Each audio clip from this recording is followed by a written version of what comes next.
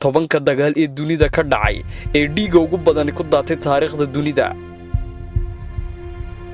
Number 10 dagaalkii Magnesia waxa uu u dhaxeeyay boqortooyooyinkii Roman Republic Kingdom of Mergman iyo boqortooyadii Seleucid. Dagaalku waxa uu dhacay December 190 ciise hortii. Labada dhinac ayaa la weerar tagay ciidan ku dhawaad 100,000 oo ciidan ah. boqortooyada Roomaanka ayaa wadatay 16 maroodi oo kuwa dagaalka ah, halka boqortooyadii Seleucid ay la weerar timid 54 maroodi oo kuwa dagaalka ah. khasaaraha dhimashada iyo dhaawaca ee labada dhinac ayaa gaadhay 50,000 oo dhimasho ah.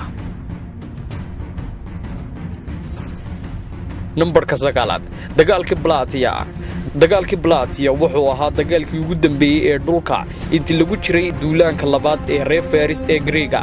wuxuu dhacay August 479 ciise hortii meel u dhow magaalada Plataea ee dalka Greega, waxaana lagu dagaalamay isbahaysiga dawladda Greega iyo boqortooyadii Faris ee Saxon. khasaaraha dhimashada dagaalkan wuxuu gaadhay 300,000 ilaa 500,000, balse weli tirada rasmiga ayaa lagu muransan yahay. dagaalka Leipzig wuxuu ka mid ahaa dagaaladii ugu ballaarnaa uguna qaraadhaa ee Yurub ka dhaca dunidana soo mara. wuxuu u dhaxeeyay 6 isbahaysi oo kala ah Russia, Austria, Prussia, Sweden, Mecklenburg-Schwerin, Saxony iyo Württemberg iyo Faransiiska oo ay la safan yihiin Dutchka, Italy, boqortooyadii Naples, Württemberg iyo Baden, iyo sidoo kale wadamo badan oo ka mid ah Yurub oo la kala safanayay dhinacyada kale. waxa uu bilowday oo socday 16 ilaa 19 Oktoobar 1813 wuxuuna ka dhacay Leipzig intii u dhaxaysay Oktoobar. waxa isbahaysiyada 6 wadan ay la dagaal tageen 270,000 oo ciidan ah, 1,400 oo qori oo rasaas ah. ciidanka ayaa kala ahaa 145,000 oo ciidan Ruush ah, 115,000 askari oo reer Austria ah, 90,000 oo Prussia ah, 25,000 oo Sweden ah iyo 6,000 oo Mecklenburg-Schwerin ah. halka garabyada Faransiiska Oktoobar 16 ilaa 17 ay la weerar tageen 177,000, 700 oo qori oo rasaas ah. ciidanka ayaa kala ah 160,000 oo Faransiis ah, 15,000 oo reer Dutch ah. boqortooyadii Italy iyo Comorat ay ahaayeen 10,000, halka Württemberg iyo Saxony tiradoodu ahayd 40,000. intii u dhaxaysay Oktoobar 18 ilaa 19 6 isbahaysi ayaa la weerar yimid 365,000 oo rag ah iyo 1,500 qori oo rasaas ah, halka garabyada Faransiisku ay la dagaal tageen 190,000 iyo 700 oo qori oo rasaas ah. isbahaysiga Russia iyo 6 dal ee kale ayaa laga dilay 54,000, halka tiro kalena laga dhaawacay. garabyada Faransiiska ayaa laga dilay 73,000 oo askar. khasaaraha labada dhinac ayaa gaadhay 100,000 oo dhimasho iyo dhaawac ah. Number 7 dagaalkii Magdan ayaa ka mid ahaa dagaaladii ugu waaweynaa ee fooda la isdaro ka hor dagaalkii koowaad ee dunida. waxaa la dagaalamay 20 Febraayo ilaa 10 Maars 1905 intii u dhaxaysay Japan iyo Ruushka una dhow Magdan ee Manchuria. dagaalku oo ahaa mid qaran waxa uu dhaxeeyay dawladaha Japan iyo Faransiiska. tirada ciidanka dagaalkaasi gashay ee Ruushka ayaa dhannayd 340,000 oo ciidan ah, halka Japan tiradiisu ay dhannayd 262,900 oo caruur ah. waxa uu sababay khasaare nafeed oo dhan 163,000 oo qof. labada dhinac ayaa iska dhaawacay tiro aad u badan. 9,612 ayaa Japan laga dhaawacay, halka uu Ruushku soo gaadhay khasaare 51,438 dhaawac ah.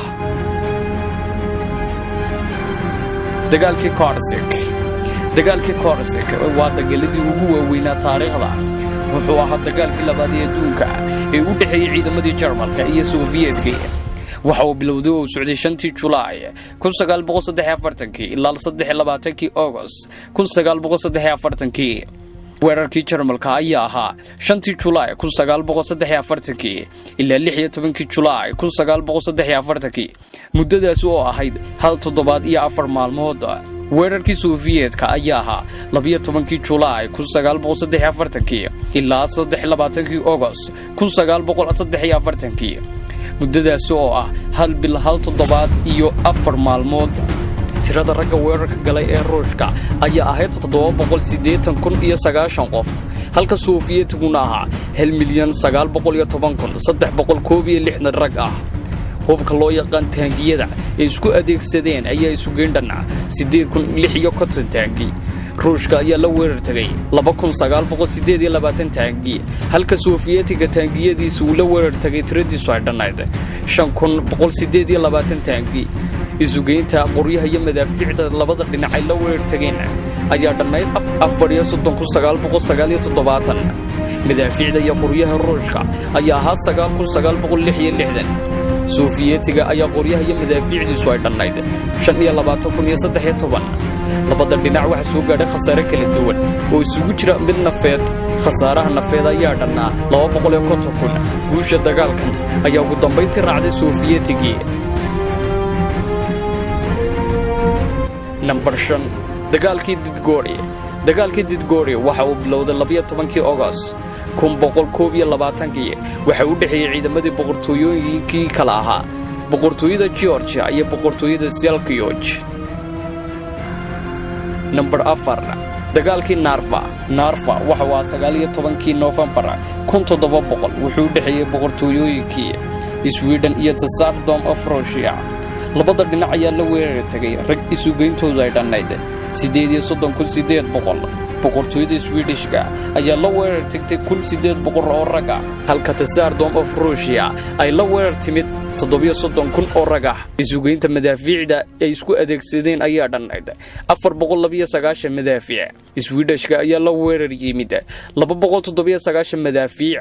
Tsardom of Russia ayaa isna la weerar yimid 195 madfac. dagaalka ayaa labada dhinac isku geysteen khasaare kala duwan. Swedishka ayaa waqtigaasi laga dilay 667. natiijadii dagaalkaas ayaa raacday boqortooyadii Swedishka. Number 3. dagaalkii Wuhan. dagaalkii Wuhan wuxuu ahaa dagaal aad u ballaaran ahna kii labaad ee ugu weynaa ee uu galay Japan. dagaalkan wuxuu u dhaxeeyay China oo taageero ka helaya Soofiyedka iyo Japan. waxa uu bilowday oo uu socday 11 June ilaa 27 October 1938. muddo dhan 4 bilood 2 toddobaad iyo 2 maalmood ayuu dagaalkan socday. waxa dhanka China ka qayb qaatay 2 milyan oo gobolka ah, 1,100,000 oo Wuhan ah, 200 oo diyaarad ah iyo 30 qori oo rasaas ah. dhanka Japan waxa ka qayb qaatay 350,000 ilaa 400,000, 500 oo diyaarad ah iyo in ka badan 100 maraakiib. dhinacyada China iyo Soofiyedka oo midka ah ayaa waxa soo gaadhay khasaare weyn kaas oo dhimasho dhaawac isugu jira 684,680 ayaa la dilay lagana dhaawacay. diiwaanka Japan waxa la dilay 31,486. tirada dhaawac soo gaadhay xilliyadaas ayaa ahaa 105,945 marka lagu daro xaalada jiray. Number 2. dagaalkii Changbin. dagaalkii Changbin wuxuu ka dhex qarxay dalka China. wuxuu dhaxeeyay gobolada Shaw iyo Qin. wuxuu bilowday oo socday July 260 ciise hortii wuxuuna soo gabagaboobay April 262 ciise hortii. wuxuu ka dhacay waqooyi galbeed gobolka Shanxi. dagaalkan gobolka Shaw ayaa la dagaal yimid 450,000 halka gobolka Qin uu la dagaal tagay xilligaas 500,000. dhinacyada dagaalkan isku daray ayaa isku geystay khasaare dhan 650,000 oo dhimasho ah. ciidamada tiradoodu dhaneed 450,000 oo ah kuwa gobolka Shaw ayaa la aasay iyaga oo nool, halka gobolka Qin ciidamada laga dilay tiradoodu ay dhaneed 250,000 oo askari. natiijada dagaalkan waxay guush u raacday gobolka Qin.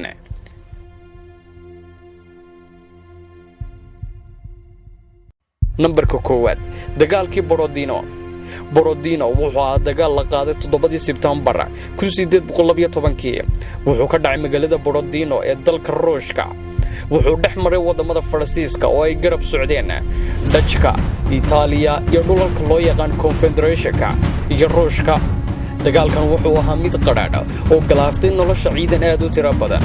wuxuu ku lug yeeshay ciidan gaadhay 250,000. dagaalkan waxa hal maalin kaliya ka dhashay khasaare dhimasho oo gaadhaysa 70,000 oo askari, taasi oo Borodino ka dhigtay maalintii ugu dhimashada badnayd.